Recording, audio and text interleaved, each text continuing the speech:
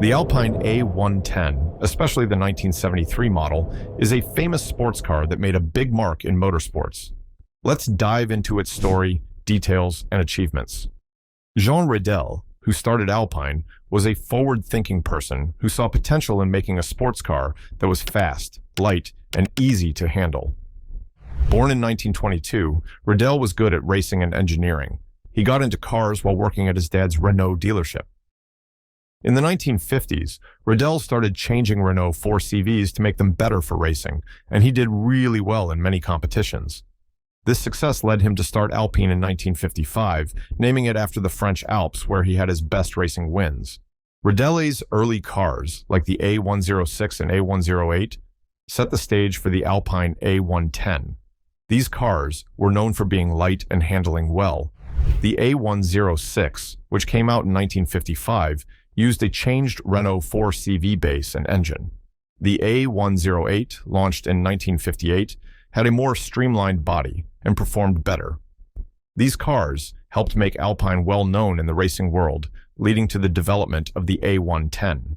And finally, in 1963, Alpine showed off the A110, and it quickly became popular among rally fans. Its sleek, low design and light build made it perfect for the tough conditions of rally racing. The A110 started with a small 1.1-liter engine, but it was the car's great handling and balance that made it special. As Alpine kept improving the A110, it became clear that this car was something extraordinary. And if you are enjoying this video, please subscribe. My channel is new and needs your support to grow. The design of the A110 was groundbreaking for its time. The car's fiberglass body was not only light, but also cut through the air easily, which helped it go faster. This design came from Rédélé's racing experience, where every bit of weight and air resistance mattered for performance. The car's small size and low stance also made it great at turning and responding quickly on winding roads and tight corners. The A110's rear engine, rear-wheel drive layout was another key feature that made it perform well. This setup gave better grip, especially on loose surfaces like gravel and dirt, which are common in rally racing. The weight distribution, with the engine over the rear wheels, helped the car stay stable and under control, even at high speeds. This setup was inspired by other successful sports cars of the time, like the Porsche 911, but Alpine did it in their own unique and effective way. And inside the A110, everything was simple and practical. The cockpit was designed with the driver in mind, with all controls easy to reach and use. The seats were light and supportive, made to keep the driver in place during fast driving. While the interior was basic, it was well made, showing Alpine's commitment to quality and performance. Over the years, the A110 got several upgrades and improvements. The early models had engines from the Renault 8, starting with a 1.1-liter unit that made about 66 horsepower. As the car became more popular, its power increased. By the early 1970s, the A110 1600S model came out with a 1.6-liter engine that produced 138 horsepower.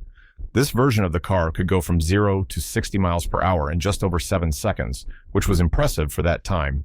The A110 kept evolving, with later models getting even more powerful engines and better suspension setups. The Alpine A110's success in rallying is a story of determination, skill, and innovation. The car's first big win came in 1971 when it won the famous Monte Carlo Rally. This event, held in the challenging conditions of the French Alps, was perfect for showing what the A110 could do.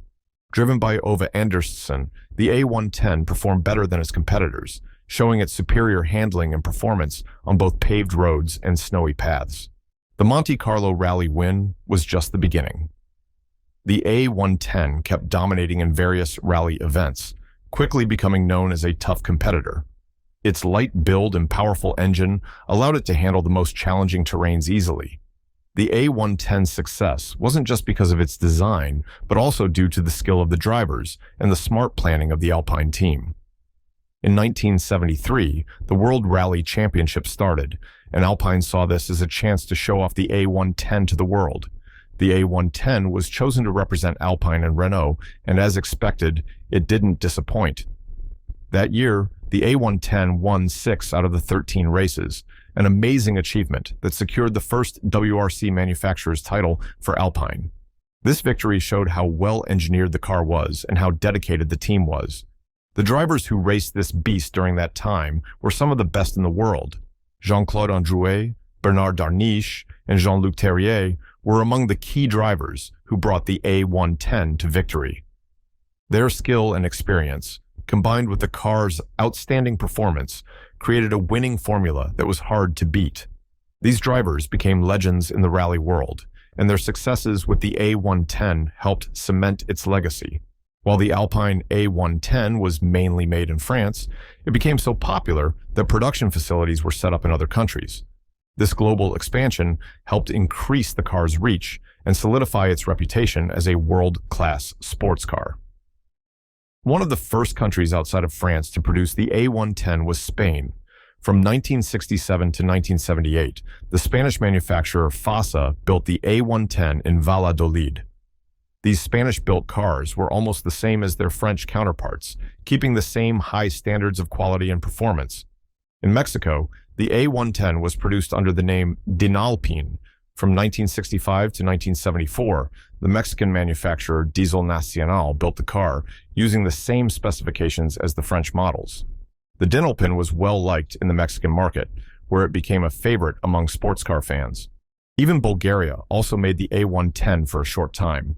From 1967 to 1969, the car was built under the name Bulgar Alpine through a partnership between SPC Mettelheim and ETO Boulet. This collaboration resulted in a small number of A110s being produced, but it further showed how popular the car was internationally. Each of these versions kept the core features that made the A110 special: light construction, excellent handling, and an exciting driving experience. The global production of the A110 helped to establish Alpine as a respected name in the car world. It also ensured that the A110 would be remembered not just as a French icon, but as a car that had a significant impact on the global sports car market. But by the mid-1970s, the Alpine A110 began to face tough competition from newer rally cars. The introduction of the Lancia Stratos, with its mid-engine layout and advanced aerodynamics, posed a significant challenge to the A110.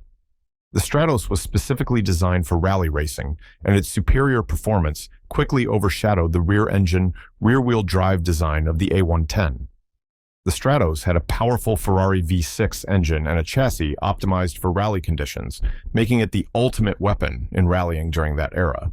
Despite these advancements, the A110 still remained competitive for a few more years. The team behind the A110 made several attempts to keep the car relevant.